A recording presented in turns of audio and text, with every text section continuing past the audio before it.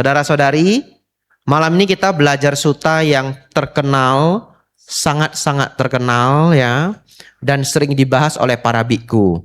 Tapi sesekali saya pikir kita perlu ini bahas dari depan sampai belakang ya.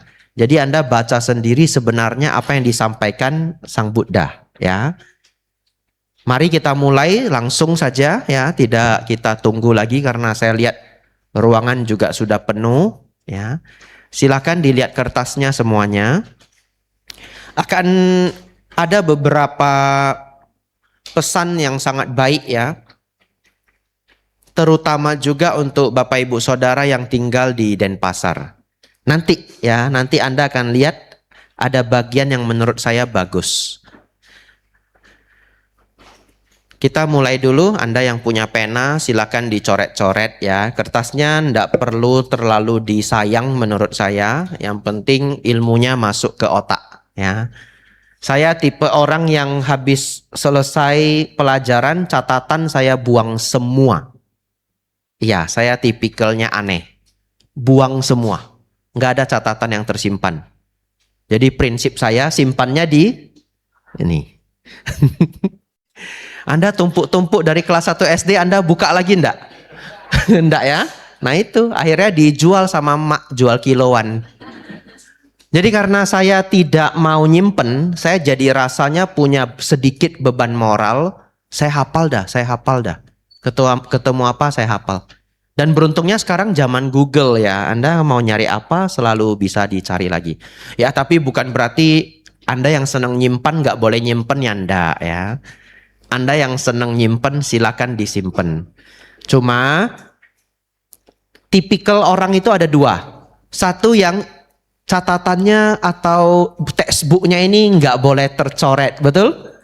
Bersih total. Nah, ada yang seperti itu. Kalau saya yang sebaliknya lagi, bukunya saya siksa Bapak Ibu. Iya, coret sana, coret sini, stabilo sana, stabilo sini. Ya, bagi saya itu yang keren ya. Nah, kalau bagi Anda buku yang masih baru, seperti nggak tersentuh, itu yang keren ya. Akhirnya nggak tersentuh-sentuh ya. Dia keren-keren aja. Ya, oleh karena itu saudara-saudari, kalau Anda bawa pena hari ini silahkan dicoret-coret saja ya. Nanti kalau Anda kepengen banget kertas ini, minta PDF-nya dengan panitia. Ada PDF-nya ya. Kalau panitia ndak ketemu minta sama saya. Saya nanti kasih PDF-nya. Anda boleh print sendiri. Kita langsung masuk saudara-saudari. Informasi pertama, lihat paling atas apa bacaannya? Apa artinya? Ya, diga itu artinya panjang. Silakan dicatat ya kalau yang belum tahu. Nikaya itu artinya kelompok. Ya. Kalau di Theravada kita pakai bahasa Pali. Jadi kita sebutnya kelompok itu Nikaya. Ini kuis tidak berhadiah. Kalau di Mahayana Sansekertanya Nikaya apa? Ayo. Nggak ada yang bisa jawab? Bagus. Berarti semuanya Theravada. Lah kan kita sedang di wihara Theravada, betul ya? Kita sedang di wihara Theravada. Kecuali hari ini talk show di hotel ya saya enggak boleh begitu. Talk show di hotel yang datang semua grup, betul ya? Tapi Anda baca sendiri wihara Theravada Sakyamuni. Jadi saya harus sesuai dengan label ya. Nggak ada yang bisa jawab ya? Bagus. Nikaya itu kalau di Mahayana mereka menggunakan agama. Catat. Nah, agama ya. Jadi agama itu bahasa Sansekerta. Artinya kelompok ya. Jadi Diga Nikaya di bahasa Pali, di bahasa Sansekerta mereka sebut dirga agama. Artinya sama kok. Ya, Indonesia banyak serapan bahasa Sanskrit jadi dirgahayu. Dirga panjang, ayu umur ya, bukan cantik ya. Cantik bahasa Jawa. Dirgahayu panjang umur. Oleh karena itu saudara-saudari, saya pikir ya, ini menurut saya apa yang dulu ditulis di buku sekolah kita sepertinya keliru ya. Agama itu diterjemahkan tidak agama kacau. Ada yang masih ingat? Ada ya? Agama artinya tidak kacau. Sejak kapan leluhur kita pakai bahasa Yunani ya? Iya toh? Agama itu kan kata yang udah lama dipakai. Bahkan di bahasa Jawa ya ada kata agama ya, cuma ada serapan O kalau di Jawa. Itu ternyata adalah bahasa Sanskerta. Jadi agama Buddha, kelompok orang Buddha. Agama Kristen, kelompok orang Kristen. Saudara-saudari, ada 4 buku besar di dalam kitab suci agama Buddha. Setiap pelajaran saya minta Anda untuk hafal ya, ada 4 buku besar.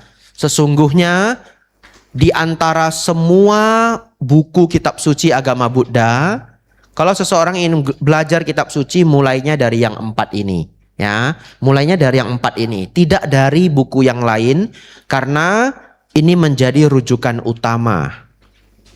Nah, 4 ini apa? Digha Nikaya, Majjhima Nikaya, Anguttara Nikaya, Samyutta Nikaya. Ini 4 buku paling penting dalam ajaran Buddha. Sekali lagi ya, biar hafal ya. Nggak hafal juga diingat-ingat. Digha Nikaya, Majjhima Nikaya, Samyutta Nikaya, Anguttara Nikaya. Dibalik-balik ya enggak apa-apa.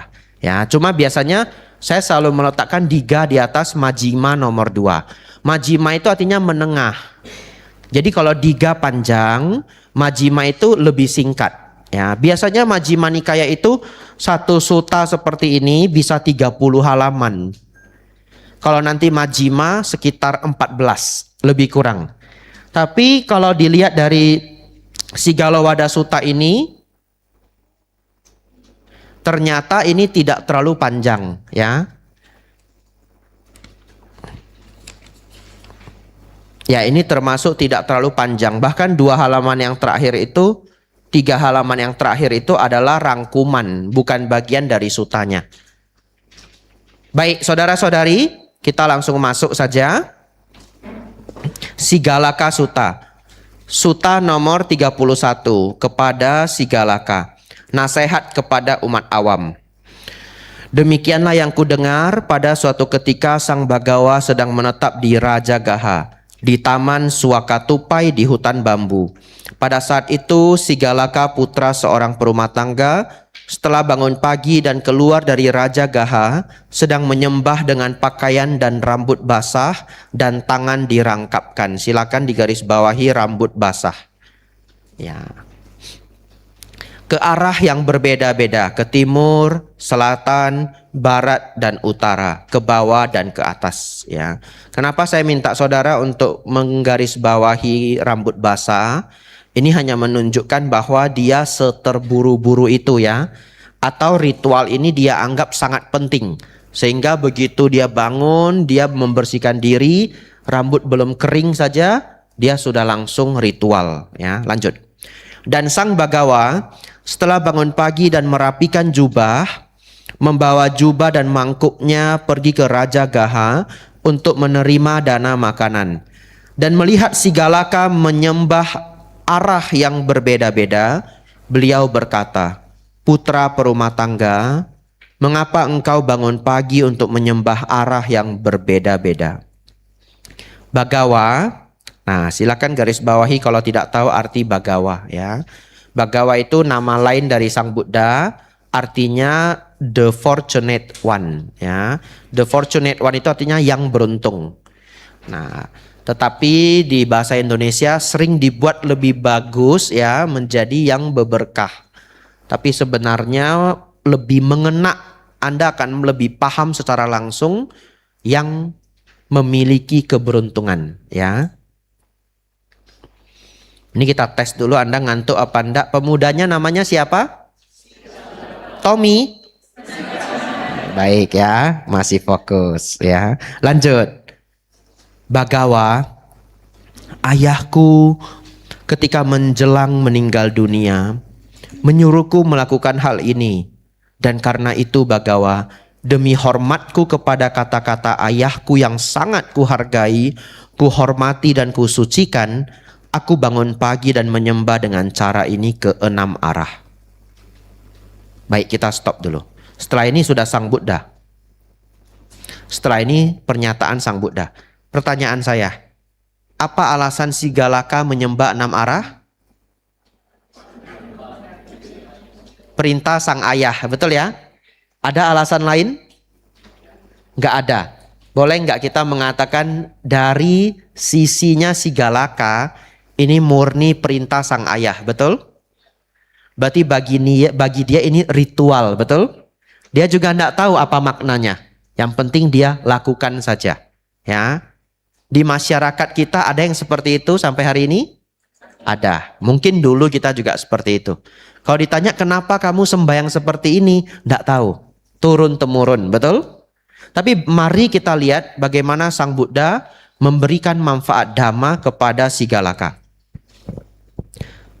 Nah, ini tips ya, kalau Anda tidak khawatir dengan kertasnya tercoret-coret, setiap saya stop, Anda juga kasih kode ya, supaya tidak gampang lupa. Saya juga kasih garis gini ya, bahasnya sampai mana.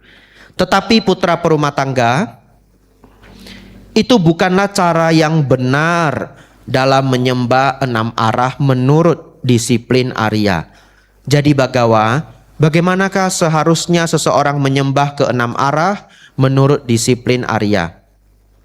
Baik sekali jika Bagawa mengajariku cara yang benar dalam menyembah 6 arah menurut disiplin Arya.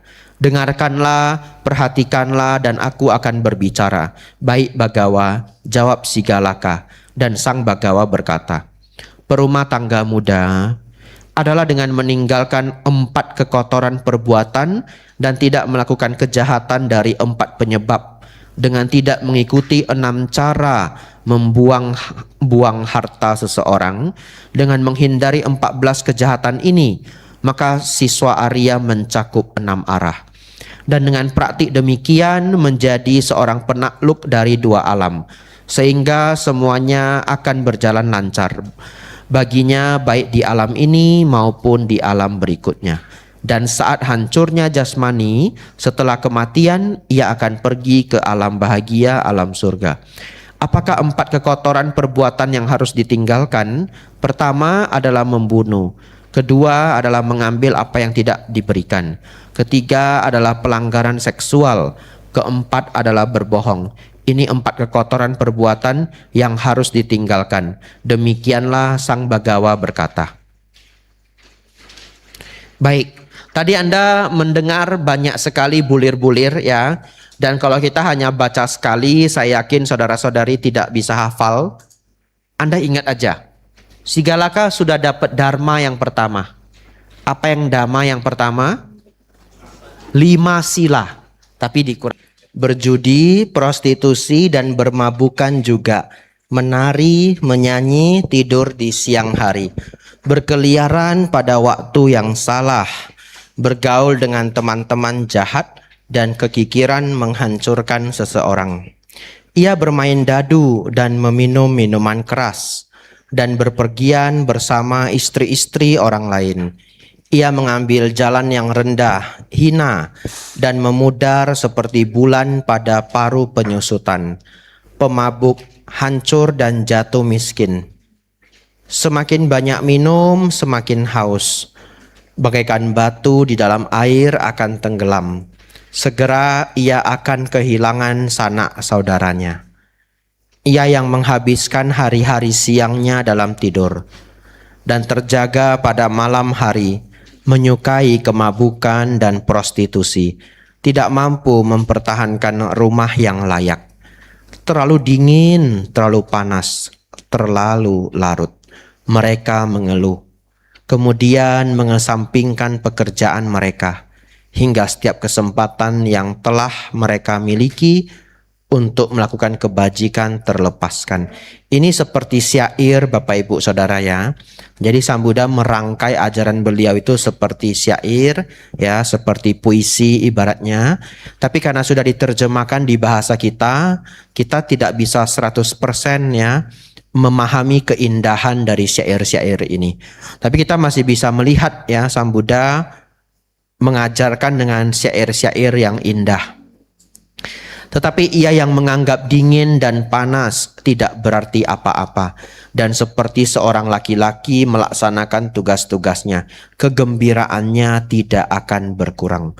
Putra perumah tangga, ada 4 jenis ini yang dapat terlihat sebagai musuh dalam samaran teman. Ini penting ya, paragraf ini boleh Anda kasih bintangnya.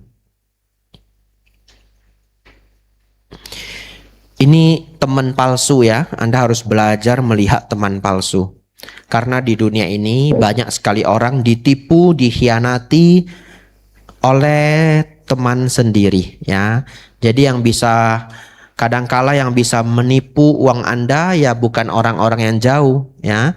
Karena orang-orang yang jauh mau minjam uang 300 juta mana mungkin Anda pinjamkan ya. Oleh karena itu Anda harus punya skill mendeteksi teman saya ini teman asli apa atau teman palsu. Ini dari Sang Buddha.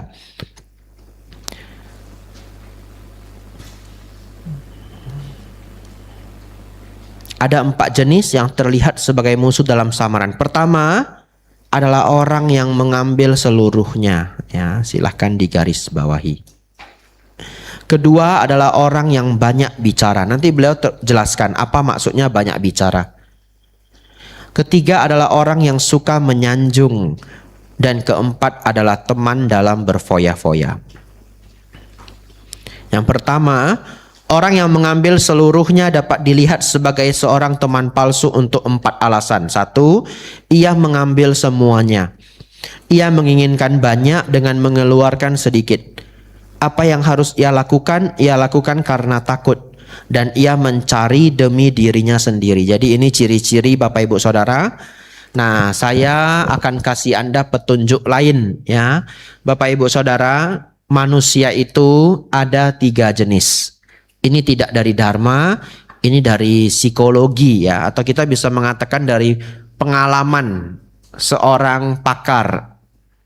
Manusia itu ada 3 jenis. 1 namanya taker. Ya, taker bahasa Inggris artinya pengambil. Yang kedua matcher. Match itu imbang ya. Jadi matcher ya. Yang ketiga adalah giver, pemberi. Saya jelaskan. Ada orang sifatnya giver. Anda bisa cek teman-teman Anda sendiri sifatnya berbeda-beda. Dia memang suka memberi. Begitu ya. Dia tidak mengharapkan imbalan juga. Memang dia hobi aja. Memang karakternya aja. Ya, kalau dia ada lebih dia kasih. Kita lihat yang nomor 2. Anda akan lihat begitu jelas orang yang nomor 1. Nomor 2 adalah matcher. Dan saya pikir ini paling banyak. Ya, matcher itu apa? Kalau kita berikan 1 dia balesnya 1. Ya, kalau dia berikan 2 dia balasnya 2. Ini sangat seringnya kalau kita dapat teman yang dia tidak dermawan banget tapi dia fair. Ya, kita traktir dia sekali, nanti entah kapan dia traktir kita sekali. Itu etika pergaulan, betul enggak? Ya. Tapi gawatnya di dunia ini ada yang namanya taker. Ya, pengambil. Dia pokoknya ambil aja. Dia tidak pernah memberi. Nah, jadi Bapak Ibu Saudara, saya menyarankan dalam hidup ini Anda bergaulah dengan giver dan matcher. Matcher masih oke banget, betul ya?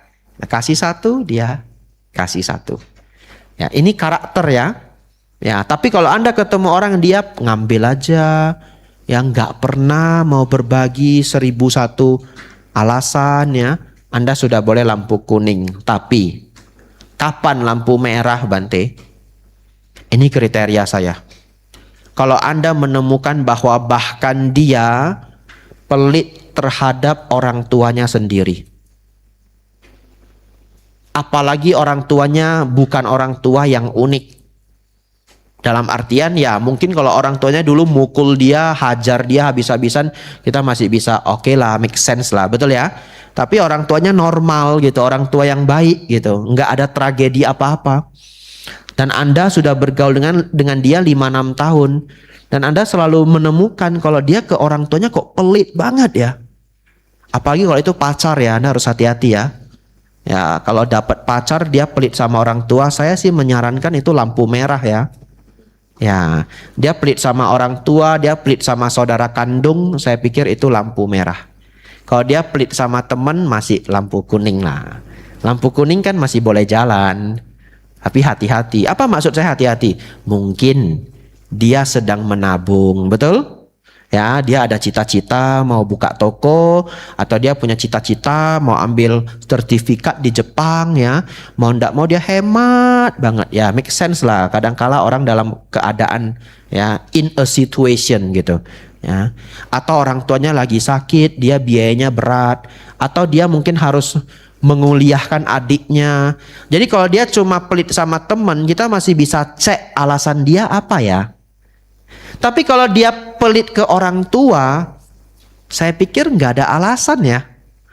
Ya, pas Imlek dia pelit dia sama orang tua, atau pas apa kita bisa nemukan pokoknya dia pelit sama orang tua. Saya pikir itu lampu merah. Tapi Bapak Ibu Saudara, kembali ke Sang Buddha.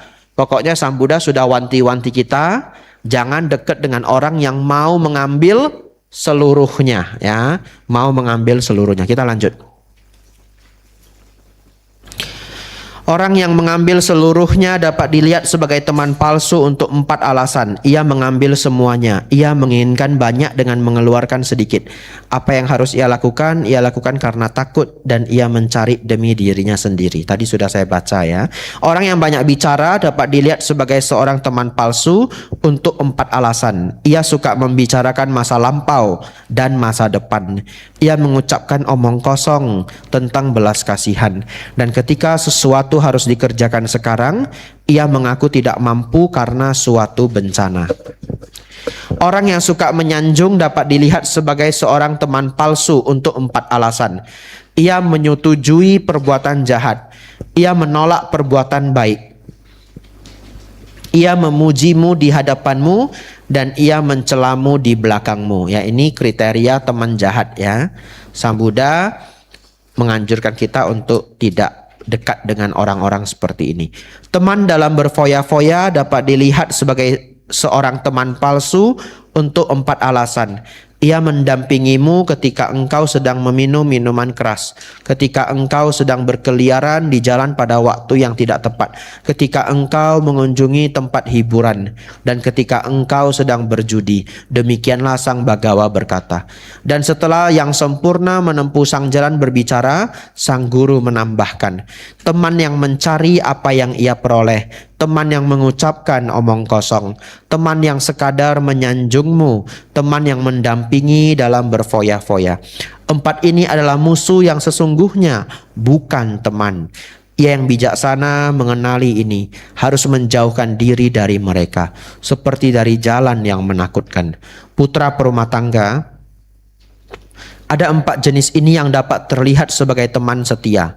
Pertama adalah teman yang suka membantu. Kedua adalah teman yang bersikap sama dalam saat-saat bahagia maupun tidak bahagia. Ketiga adalah teman yang menunjukkan apa yang baik bagimu. Dan keempat adalah teman simpatik. Teman yang suka membantu dapat dilihat sebagai seorang teman setia dalam 4 cara. Ia menjagamu ketika engkau lengah. Ia menjaga hartamu ketika engkau lengah. Ia adalah pelindung pelindung ketika engkau ketakutan, dan ketika suatu pekerjaan telah selesai, ia membiarkan engkau memiliki 2 kali dari yang engkau minta. Teman yang bersikap sama dalam saat-saat bahagia maupun tidak bahagia dapat dilihat sebagai seorang teman setia dalam 4 cara. Ia memberitahukan rahasianya kepadamu. Ia menjaga rahasiamu. Ia tidak akan membiarkanmu ketika engkau mengalami kemalangan. Ia bahkan akan mengorbankan hidupnya demi engkau. Teman-teman yang menunjukkan pada apa yang baik bagimu dapat dilihat sebagai seorang teman setia dalam 4 cara. Ia mencegahmu melakukan kejahatan. Ia mendukungmu melakukan kebaikan. Ia memberitahukan apa yang tidak engkau ketahui, dan ia menunjukkan jalan alam surga.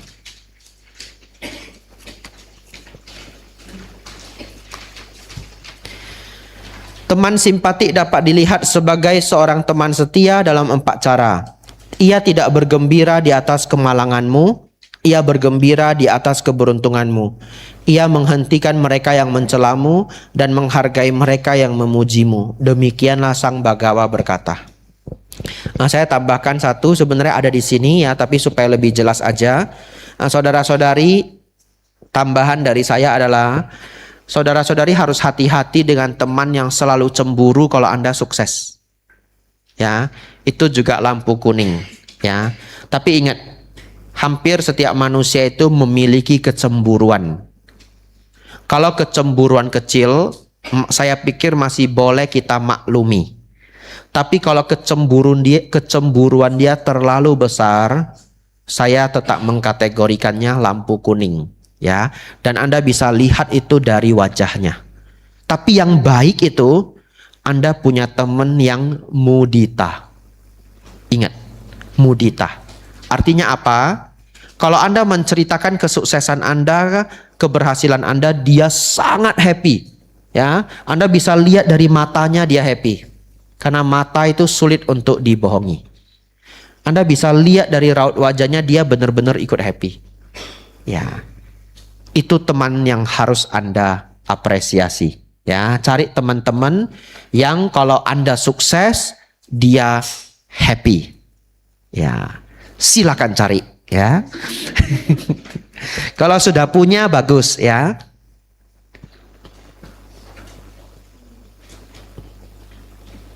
Lanjut.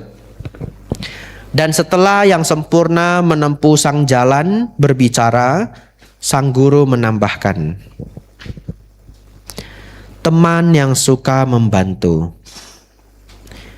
dan teman di saat bahagia dan tidak bahagia, teman yang menunjukkan jalan yang benar, teman yang bersimpati. 4 jenis teman ini oleh ia yang bijaksana harus diketahui nilai sesungguhnya. Dan ia harus menghargai mereka dengan sepenuh hati, bagaikan seorang ibu terhadap anak kesayangannya. Silakan garis bawahi Bapak Ibu Saudara.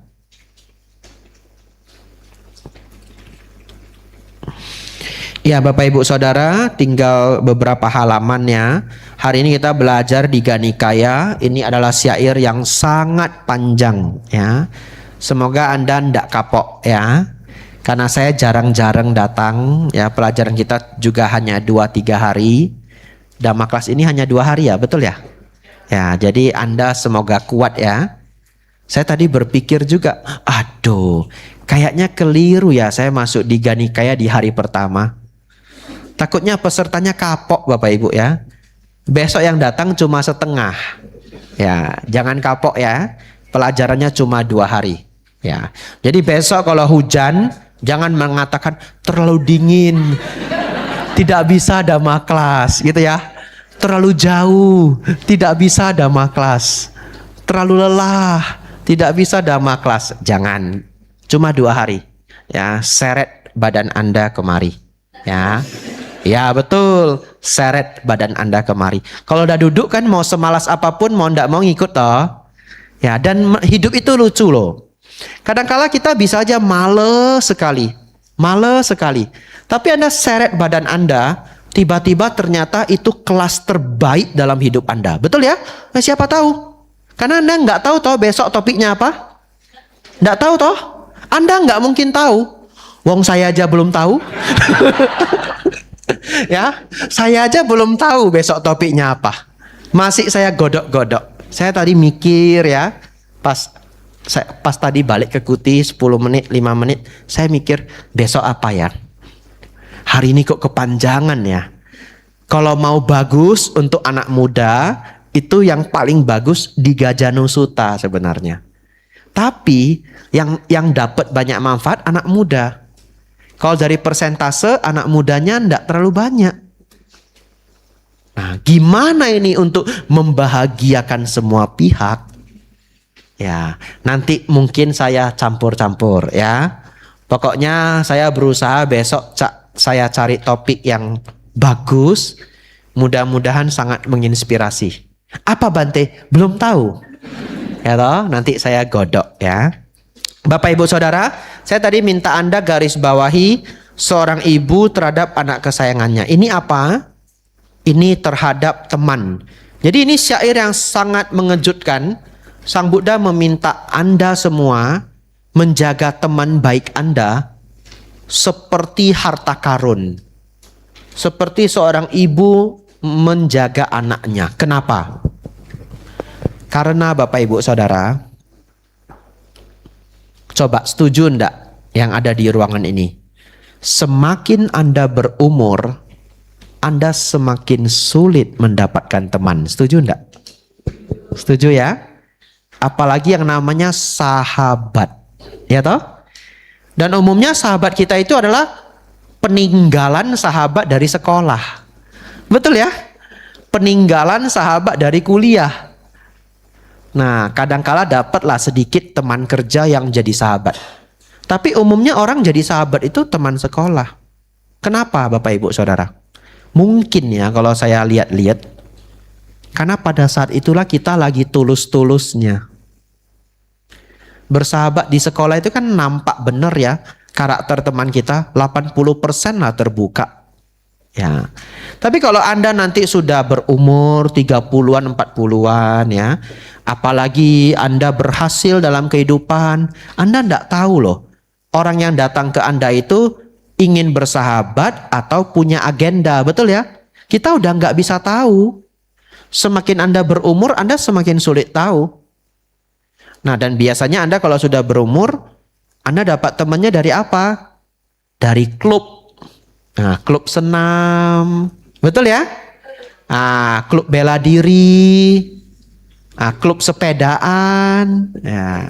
Atau ikut tur jalan-jalan ketemu teman jadi sahabat. Kenapa? Karena ini nggak ada kepentingannya. Kan nggak mungkin toh sambil saya jangan senam, sambil gerakan senam proyek apa Bu? Nggak mungkin toh. Ya nggak mungkin. Tapi ya kalau sudah berumur, kadangkala bisa juga ada yang datang karena ada agenda, betul ya? Sudah senam, wah kita sudah berkawan 4 bulan, ternyata akhirnya keluar asuransi. Misalnya ya. Ya, tapi bukan berarti itu buruk, itu masih 50-50. Ya, 50-50 maksudnya apa? 50% dia hanya berniat jual asuransi. Tapi 50% dia memang ingin berkawan. Kebetulan dia jual asuransi. Kita kan enggak tahu masa depan. Ya toh? Ternyata kita tolak dia. Enggak, saya enggak beli asuransi. Dia tetap berkawan dengan kita sepenuh hati. Betul ya? 50-50. Nah, jadi itu candaan aja. Saya takut juga kalau ada agen asuransi di sini ya. Dan pasti ada biasanya kalau jumlah sebanyak ini ya. Tapi saya pernah ceramah dan dipotong loh, diambil. Karena saya ceramah di Masampati kalau enggak keliru di Kota Medan, saya ngomong asuransi itu penting Bapak Ibu ya. Iya, untuk menjaga kehidupan Anda. Karena kita tidak pernah tahu kapan kita kena bencana, kena masalah. Karena yang namanya asuransi kan banyak. Asuransi kesehatan, asuransi mobil, asuransi pabrik, asuransi gudang. Betul ya? Ya, sebenarnya kalau di negara maju, semua orang sudah diasuransikan. Kita sudah mulai namanya BPJS. Tapi kualitasnya belum bisa seperti Jepang ya, atau Singapura. Ya wajar lah, kita step by step. Ya jadi omongan saya itu Bapak Ibu sesungguhnya asuransi penting, tapi saya lupa background ceritanya. Ada backgroundnya, dipotong Bapak Ibu. Jadi alat jualan asuransi. Ya, jadi saya tidak kontra dengan asuransi ya. Ya, silakan Anda beli produk asuransi, saya di endorse ini. Ya. Nah, jadi silakan beli bagi yang sudah punya tabungan cukup ya, tapi ingat cari produknya yang pas dengan keadaan kita ya. Dan Anda harus belajar sedalam-dalamnya. Jangan cuma beli aja. Kalau cuma beli aja nanti pas klaim nggak bisa Anda marah. Kenapa nggak baca? Betul ya? Itu syaratnya banyak sekali ya, dan di dalam asuransi itu ada sahamnya. Anda harus baca, Anda belinya saham berapa persen, asuransi berapa persen. Ya kalau nggak salah di prudensial namanya unit link. Ya Anda harus belajar. Ini saya nggak jualan asuransi ya. Saya hanya bilang asuransi itu penting kalau Anda sudah punya tabungan. Lalu tolong belajar dengan baik produknya ya. Kalau enggak ada ya ada BPJS. Kalau saya lanjutkan namanya seminar asuransi ya. Supaya tidak kelihatan seperti iklan, ya saya sebutkan juga lah merek lain ya. Ada Manulife, ada Allianz, betul ya? Tadi saya sudah sebut merek Prudensial. Takutnya nanti ada yang curiga, ini kayak titipan ini Bante. Ini kayaknya titipan ya. Ya, tapi ada Manulife, ada Allianz, ada Sequil ya. Ada Sequis ya. Nah, ada Tokyo Marine yang bagus-bagus ya. Ya, ada yang lambangnya singa dari Italia, G depannya. Generali ya. Ya, Anda carilah yang bagus-bagus. Yang di Indonesia juga ada ya, yang produk lokal ada. Ya, sudah tidak seperti titipan ya. Kita lanjut pelajaran. Ya. Sampai mana kita? Oke. Sang bijaksana yang terlatih dan disiplin bersinar bagaikan mercusuar. Ia mengumpulkan kekayaan bagaikan lebah. Silakan digarisbawahi, ia mengumpulkan kekayaan bagaikan lebah. Mengumpulkan madu dan kekayaannya terus tumbuh. Bagaikan gundukan sarang semut yang semakin tinggi. Dengan kekayaan yang diperolehnya, seorang duniawi dapat mengabdikan diri demi kebaikan orang banyak. Silakan digarisbawahi, demi kebaikan orang banyak. Jadi kalau ada yang bertanya, umat Buddha boleh nggak mengumpulkan kekayaan dengan cara yang benar? Boleh ya. Setelah Anda kaya raya, gunakan untuk kebaikan orang banyak. Lalu kenapa Sang Buddha mengatakan mengumpulkan kekayaan bagaikan lebah? Nah, ini ada di syair yang lain. Sepertinya beliau merujuk pada makna yang sama. Lebah itu sangat luar biasa Bapak Ibu ya. Lebah itu ngambil madu tapi nggak merusak bunga. Itulah kehebatan lebah. Ya, malahan bunganya mendapatkan manfaat. Ya, bunganya bisa putih ketemu benang sari. Oleh karena itu saudara-saudari, kita mencari kekayaan ya, jangan kita, saya tidak ikut ya. Bapak Ibu mencari kekayaan ya, ya harus seperti lebah, tidak merusak orang lain, malahan memberikan manfaat, dan itu boleh dalam Dhamma ya. Umat Buddha silahkan ya. Lalu tadi ada bagian yang penting ya, menjaga teman seperti anak. Karena salah satu kebahagiaan dalam hidup kita itu adalah relationship. Anda ingat ya, rumus bahagia di kehidupan ini salah satu yang paling besar adalah relationship. Relationship bahasa Inggris artinya hubungan. Ya, hubungan dengan orang tua, hubungan dengan anak, hubungan suami istri, hubungan pertemanan. Orang yang se-introvert apapun, coba ya, mana tahu di sini ada orang introvert ya, tapi ndak usah tunjuk tangan ya. Ya, karena kan dia introvert ya, jadi jangan tunjuk tangan ya. Orang yang se-introvert apapun, kalau dia berhasil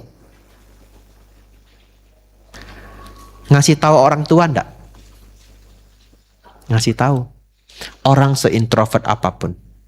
Kalau orang tua sudah nggak ada, ngasih tahu keluarga ndak? Ngasih. Minimal orang yang paling dia sayang.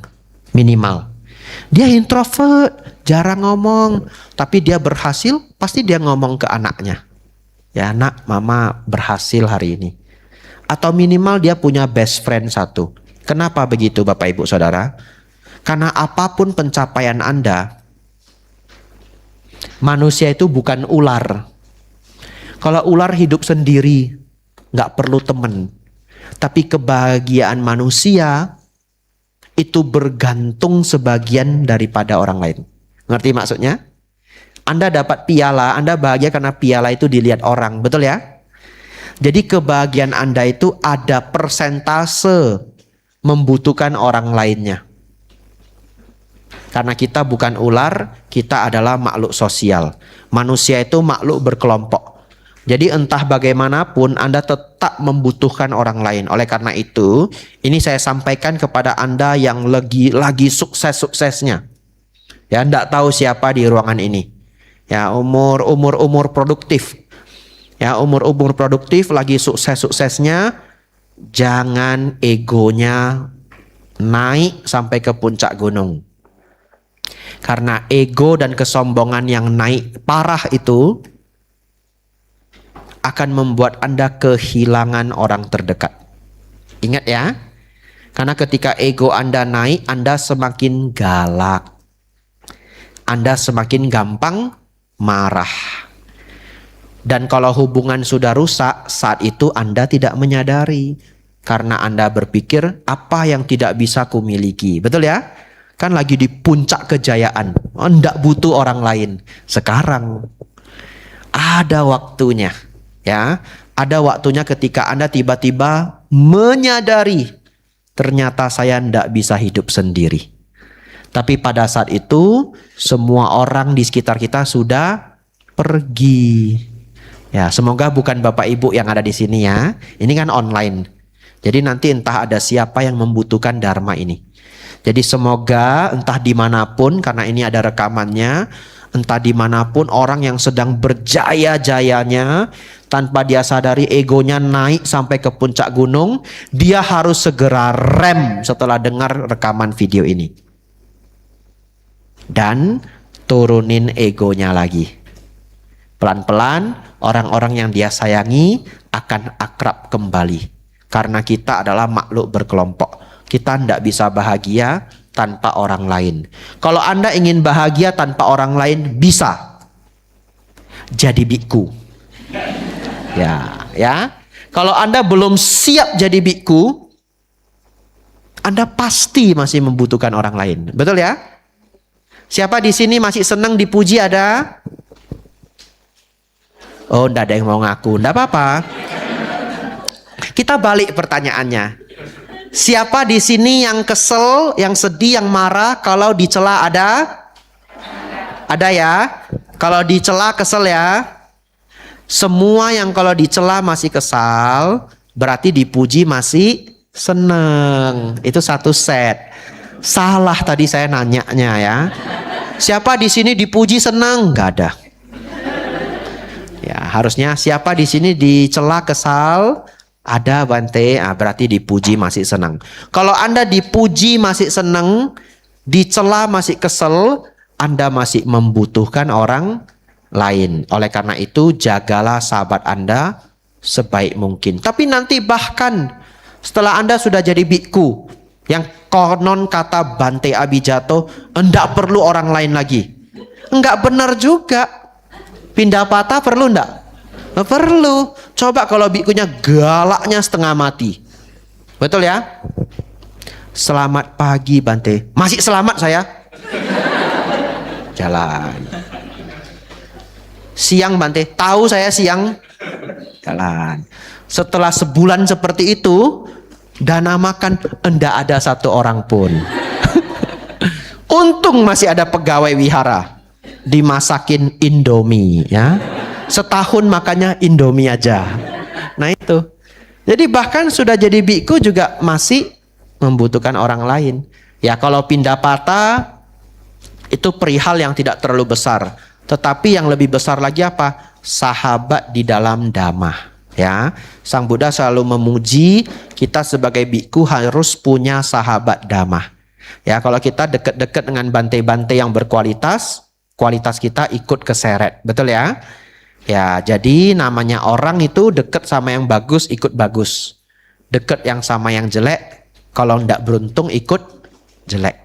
Ya, lanjut. Masih panjang nih, Diga Nikaya Bapak Ibu. Ia harus membagi kekayaannya menjadi 4. Ini akan sangat bermanfaat. Sebagian boleh ia nikmati sesuka hati. 2 bagian harus digunakan untuk pekerjaan. Bagian keempat harus disimpan sebagai cadangan pada saat dibutuhkan. Silakan kita buat persen-persenan ya, biar anak muda ini gampang mengingat ya. Yang boleh dinikmati sesuka hati berapa persen? 25% ya. 2 bagian harus digunakan untuk pekerjaan. Bagian keempat harus disimpan sebagai cadangan pada saat dibutuhkan. 50% untuk pekerjaan ya. 25% terakhir untuk tabungan. Jadi Ini nasihat Sang Buddha ya, supaya kita tidak boros. Jadi kalau nanti punya penghasilan, jangan lupa ya, 25% dipakai, ya kecuali gajinya masih kecil ya enggak apa-apa. Tapi nanti kalau gajinya sudah besar, sudah bisa 25% menutup bulanan, maka diupayakan 25% saja untuk dijajan ya. 50% untuk ditabung kembali. Ditabung kembali itu bisa investasi untuk pelajaran ya, bisa investasi untuk pekerjaan apapun itu ya. Mungkin butuh laptop, mungkin untuk ditabung untuk buka toko. Ya kalau pekerjaannya berhubungan dengan mobil ya, misalkan perlu pick up ya, dia ambil 50% itu untuk pick up dan sebagainya dan sebagainya. Lanjut. Dan bagaimanakah putra perumah tangga siswa Arya melindungi 6 penjuru? 6 hal harus dianggap sebagai 6 penjuru. Nah akhirnya Bapak Ibu Saudara, setelah Dharma yang sangat panjang ini, Sang Buddha baru nyinggung 6 arah. Ya ini luar biasanya Sang Buddha. Jadi pemuda Sigalaka sudah dapat Dharma yang begitu lengkap. Saya pikir ya, percakapan ini walaupun kita menghabiskan 2 jam ini barusan, kita ini cepet ini loh, ngebut loh kita, betul ya? Kalau Sang Buddha dengan pemuda Sigalaka itu kan kayak guru ngomong ke murid toh. Saya pikir percakapan ini bisa 3-4 jam. Pelan-pelan diberitahu, pelan-pelan diberitahu ya. Akhirnya kita masuk ke 6 arah.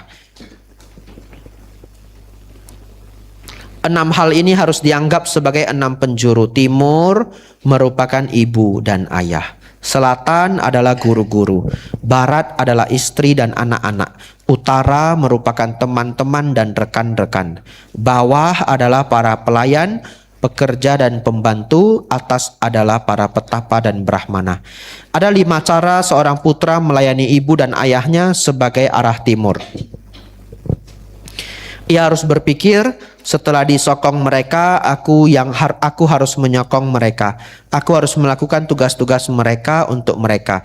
Aku harus menjaga tradisi keluarga. Aku akan layak atas warisanku. Setelah orang tuaku meninggal dunia, aku akan membagikan persembahan mewakili mereka.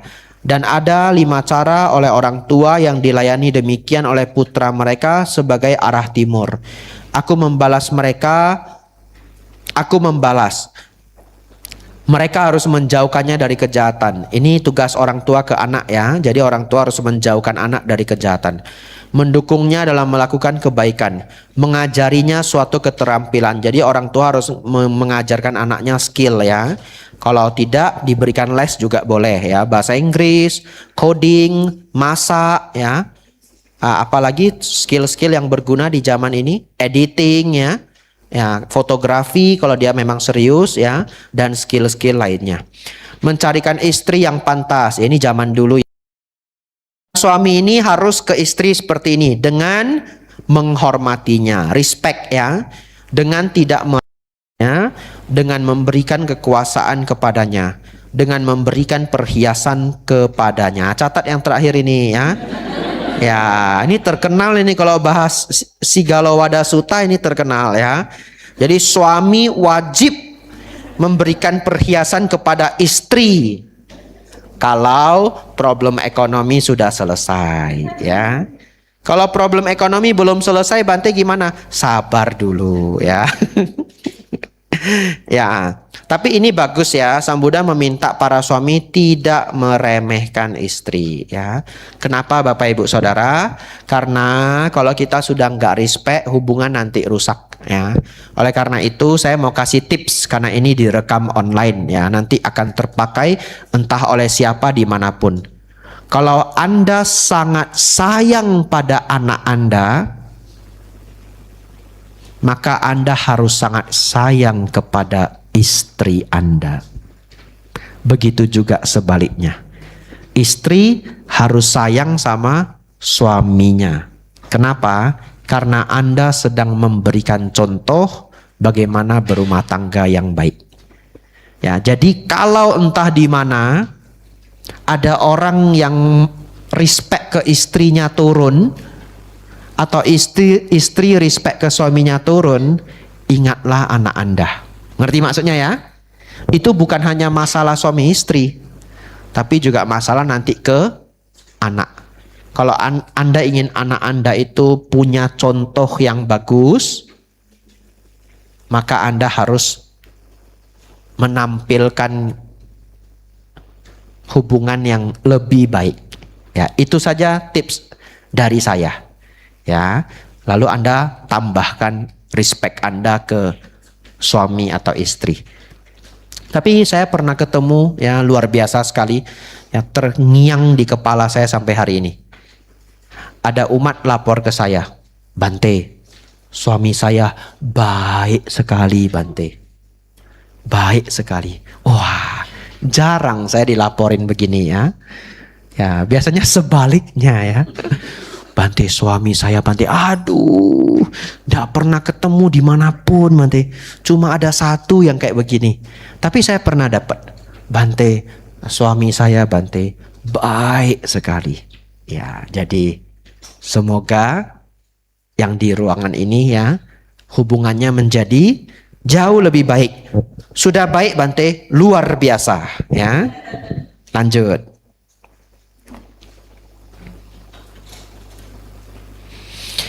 Dan ada 5 cara seorang istri yang dilayani demikian sebagai arah barat dapat membalas. Ini zaman 2600 tahun yang lalu ya. Untuk zaman sekarang Anda takar-takar sendiri. Dengan melakukan pekerjaannya dengan benar, dengan bersikap baik kepada para pelayan, dengan setia kepadanya, dengan menjaga tabungan, dan dengan terampil dan rajin dalam semua yang harus ia lakukan. Dengan demikian arah barat telah dicakup, memberikan kedamaian dan bebas dari ketakutan di arah itu. Baik Bapak Ibu, 2 halaman terakhir ya, kita 10 menit terakhir pasti cukup ya. Ada 5 cara bagi seseorang untuk melayani teman dan rekan sebagai arah utara. Utara adalah teman ya, ya.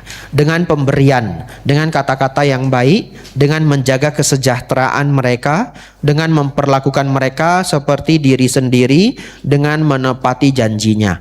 Dan ada 5 cara bagi teman dan rekan yang dilayani demikian sebagai arah utara dapat membalas. Dengan menjaganya saat ia lengah, dengan menjaga hartanya saat ia lengah, dengan menjadi pelindung baginya saat ia ketakutan, dengan tidak meninggalkannya saat ia berada dalam masalah, dan dengan menunjukkan perhatian terhadap anak-anaknya. Dengan demikian arah utara telah dicakup, memberikan kedamaian dan bebas dari ketakutan di arah itu. 5 cara bagi seorang majikan melayani para pelayan dan para pekerjanya sebagai arah bawah. Dengan mengatur pekerjaan mereka sesuai kekuatan mereka, dengan memberikan makan dan upah, dengan merawat mereka ketika mereka sakit, dengan berbagi makanan lezat dengan mereka, dan dengan memberikan hari libur pada waktu yang tepat. Dan ada 5 cara bagi para pelayan dan para pekerja yang dilayani demikian sebagai arah bawah dapat membalas. Dengan bangun tidur lebih pagi daripada majikannya, dengan pergi tidur lebih larut daripada majikannya, mengambil hanya apa yang diberikan, melakukan tugas-tugas mereka dengan benar, dan menjadi pembawa pujian dan reputasi baik bagi majikannya. Dengan demikian arah bawah telah dicakup, memberikan kedamaian dan bebas dari ketakutan di arah itu. Bapak Ibu Saudara, ini sangat luar biasa ya, karena sebenarnya di zaman Sang Buddha ini masih penuh dengan perbudakan, betul ya? Dan umumnya para pelayan itu sama sekali tidak dihargai. Luar biasanya Sang Buddha yang lahir di zaman itu bukan zaman yang sudah terbebas dari perbudakan. Ini zaman yang sudah kuno banget ya. Tetapi beliau mengajarkan untuk kita menghargai orang yang bekerja dengan kita. Ya, kalau Anda pahami ini dengan konsep, dengan mindset 2600 tahun yang lalu, ini sungguh sangat luar biasa. Tapi kalau Anda pahami dengan zaman ini ya sudah biasa, betul ya? Zaman sekarang seseorang bekerja di level apapun ya dihargai, betul ya? Ya sudah tidak seperti zaman dulu. Ya, tetapi ini menjadi pengingat untuk kita, Bapak Ibu yang punya pelayan di rumah juga perlu sayang dengan mereka. Lanjut. Ada 5 cara seseorang untuk melayani para petapa dan brahmana mereka sebagai arah atas. bersikap baik dalam jasmani, ucapan dan pikiran, dengan membuka pintu bagi kedatangan mereka, dengan memberikan barang-barang kebutuhan fisik mereka. Dan ada 5 cara para petapa dan brahmana yang dilayani demikian sebagai arah atas dapat membalas. Oh, ini untuk saya ini ya, siap-siap ya. Ya, saya dapat juga. Mereka akan menjauhkannya dari kejahatan. Ingat ya, jangan berjudi. Ingat ya. Ya, lanjut. Mendukungnya dalam melakukan kebaikan. Bapak Ibu, senanglah berbuat kebajikan ya. Berbelas kasihan kepadanya, semoga yang sakit cepat sembuh ya. Mengajarinya apa yang belum pernah ia dengar, sigalo wadasuta ya. Walaupun panjang, Bapak Ibu sabar ya, sudah mau kelar ya. Dan menunjukkan jalan menuju alam surga. Sadu, sadu, sadu ya. Kalau sudah ikut Dhamma kelas pasti masuk surga ya. Itu levelnya sudah tinggi itu Dhamma kelas ya. Ya benar ini ya. Ya, surga sudah sejengkal dengan Anda. Kira-kira begitu. Sudah pede saya. Ya. Dengan demikian arah atas telah dicakup, memberikan kedamaian dan bebas dari ketakutan di arah itu. Demikianlah Sang Bagawa berkata. Dan setelah yang sempurna menempuh sang jalan berbicara, Sang Guru menambahkan. Ini habis Bapak Ibu ya. Ini syair terakhir. Ini syair ya, seperti puisi, merangkum semua pelajaran yang Sang Buddha berikan. Saya minta Bapak Ibu kusyuk ya. Ini terakhir. Saya akan baca pelan-pelan. Anda ratapi, Anda masukkan ke dalam hati ya. Anda boleh persiapkan pena, garis bawahi bagian yang paling Anda perlukan. Karena setiap orang PR-nya berbeda-beda.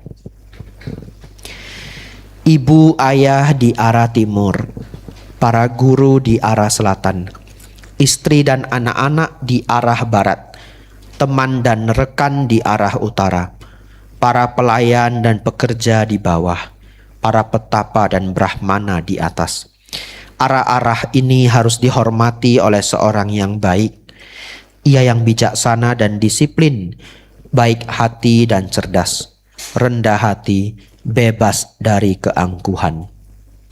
Seorang demikian akan mendapatkan keuntungan, bangun pagi mencemooh kemalasan, tidak tergoyahkan oleh kemalangan, berperilaku tidak tercela, cerdas. Seorang demikian akan mendapatkan keuntungan, bergaul dengan teman-teman dan memelihara mereka, menyambut kedatangan mereka, tidak menjadi tuan rumah yang kikir. Seorang penuntun, guru dan teman, seorang demikian akan mendapatkan keuntungan, memberikan persembahan dan berkata-kata yang baik, menjalani kehidupan demi kesejahteraan orang lain, tidak membeda-bedakan dalam segala hal, tidak memihak menuruti tuntutan situasi. Hal-hal ini membuat dunia berputar bagaikan sumbu roda kereta. Jika hal-hal demikian tidak ada ibu yang akan mendapatkan dari anaknya penghormatan dan penghargaan, tidak juga ayah sebagaimana seharusnya mereka dapatkan. Tetapi karena kualitas-kualitas ini dianut oleh para bijaksana dengan penuh hormat, maka hal-hal ini terlihat menonjol dan sangat dipuji oleh semua. Mendengar kata-kata ini, si Galaka berkata kepada Sang Bagawa, sungguh menakjubkan Bagawa, bagus sekali, bagaikan seorang yang menegakkan apa yang terbalik, atau menunjukkan jalan bagi ia yang tersesat, atau menyalakan pelita di dalam gelap, sehingga mereka memiliki mata dapat melihat apa yang ada di sana. Demikian pula yang mulia Gotama telah membabarkan Dhamma dalam berbagai cara. Sudilah yang mulia Gotama menerimaku sejak hari ini sebagai seorang siswa awam hingga akhir hidupku. Anumodana semuanya ya, panjang sekali Digha Nikaya. Luar biasa, Bapak Ibu ikuti sampai habis ya. Tidak ada pertanyaan untuk malam ini karena sudah larut ya. Besok Bapak Ibu bukan Digha Nikaya. Ya.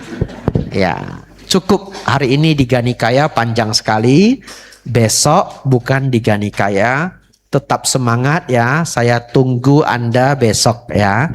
Seret badan Anda walaupun besok hujan ya. Seret badan Anda ya. Ya. Mari kita tutup ya. Sabe sata bawantu sukitata. Semoga semua makhluk hidup berbahagia.